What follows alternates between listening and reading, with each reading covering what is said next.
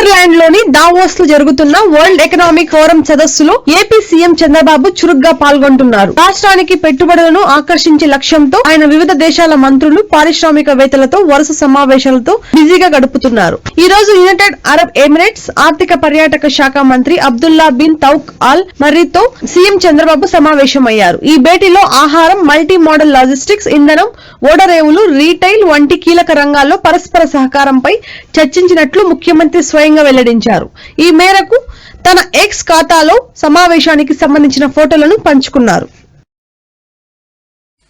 99 పైసలకు 1 ఎకరా భూమి ఇస్తానంటే నేను కూడా ముందు వెనక ఆలోచించా. ఐటీ మినిస్టర్ గారు లేదు, ఇవాళ విశాఖపట్నాన్ని ఒక ఐటీ క్యాపిటల్ గా తయారు చేయాలని చెప్పి ముందుకు వచ్చారు. అది కూడా ఇంపార్టెంట్ కంపెనీస్, టీసీఎస్, కాగ్నిజెంట్ ఇలాంటి పెద్ద పెద్ద కంపెనీస్ అన్నిటి కూడా ఇద్దామంటే ఇచ్చాం. ఈ రోజు విశాఖపట్నం 18 నెలల్లో బెస్ట్ ఐటీ కంపెనీస్ అన్ని కూడా అక్కడికి వచ్చే పరిస్థితి వచ్చిందంటే ఒక సింపుల్ పాలసీ అని చెప్పి కూడా నేను మీకు తెలియజేస్తున్నా. నా ఒక్క పబ్లిక్ పాలసీ ఐటీని ప్రమోట్ చేయాలనుకున్న నిర్ణయం ఈ రోజు ప్రపంచంలో 195 దేశాల్లో తెలుగు వాళ్ళు ఉన్నారంటే అది ఆ రోజు తీసుకున్న ఒక్క నిర్ణయం.